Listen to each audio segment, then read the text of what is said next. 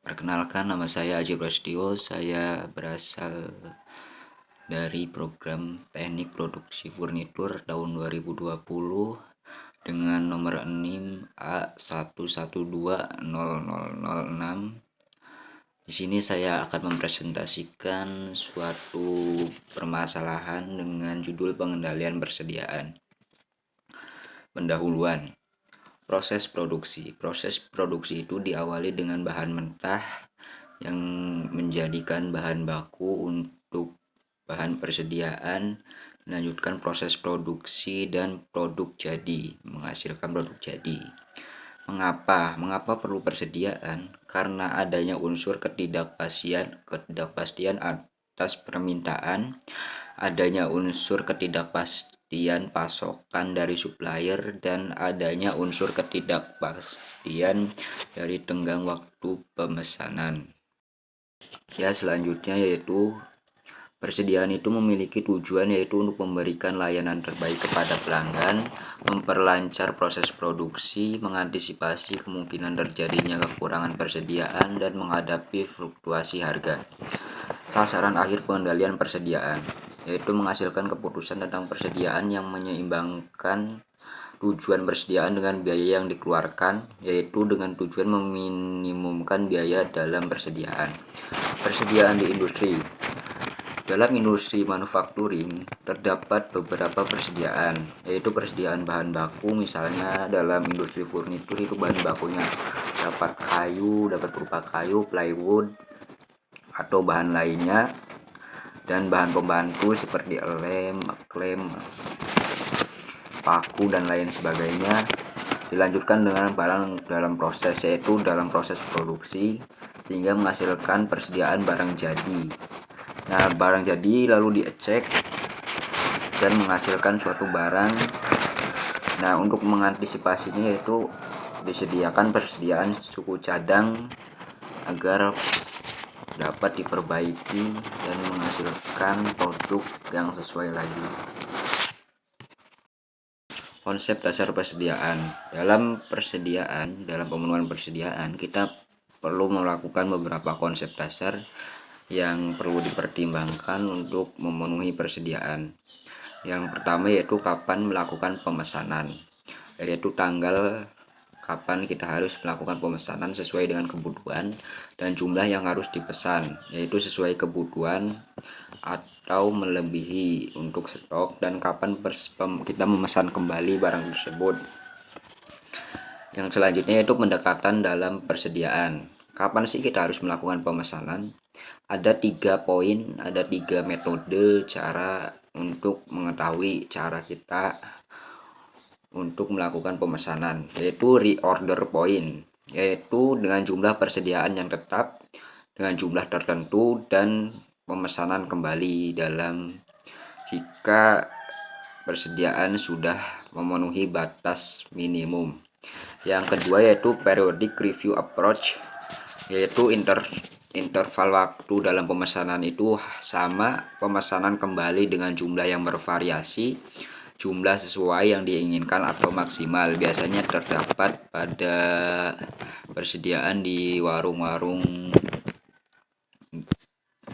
Dan yang ketiga yaitu material requirement planning approach, yaitu sistem yang dirancang secara khusus untuk permintaan secara bergelombang yang dependen. Lanjut, dalam persediaan itu terdapat biaya-biaya yang diperlukan. Nah, biaya persediaan itu mencakup yaitu biaya pemesanan, biaya penyimpanan, biaya kekurangan persediaan, biaya yang dikaitkan dengan kapasitas, dan biaya bahan atau barang itu sendiri.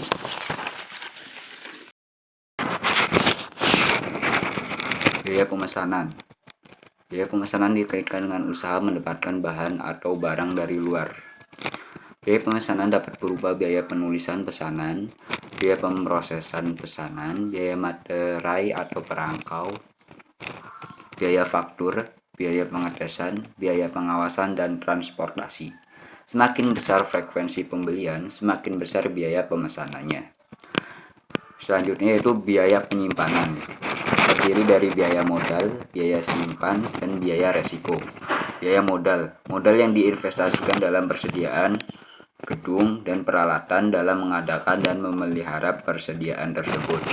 Biaya simpan. Biaya simpan terdiri dari biaya sewa gedung, perawatan dan perbaikan bangunan, listrik, gaji personel keamanan, pajak atas persediaan, pajak atas dan asuransi peralatan, biaya penyusutan dan perbaikan peralatan. Biaya resiko. Biaya resiko terdiri dari biaya keuangan, asuransi persediaan, biaya surat secara fisik, dan resiko kehilangan. Beberapa komponen biaya penyimpanan relatif sangat kecil, tetapi secara total biaya penyimpanan ini cukup besar. Biaya penyimpanan berkisar 35% dari nilai persediaan. Sebagian besar biaya penyimpanan merupakan biaya modal. Sifat biaya penyimpanan adalah semakin besar frekuensi pembelian bahan, semakin kecil biaya penyimpanannya.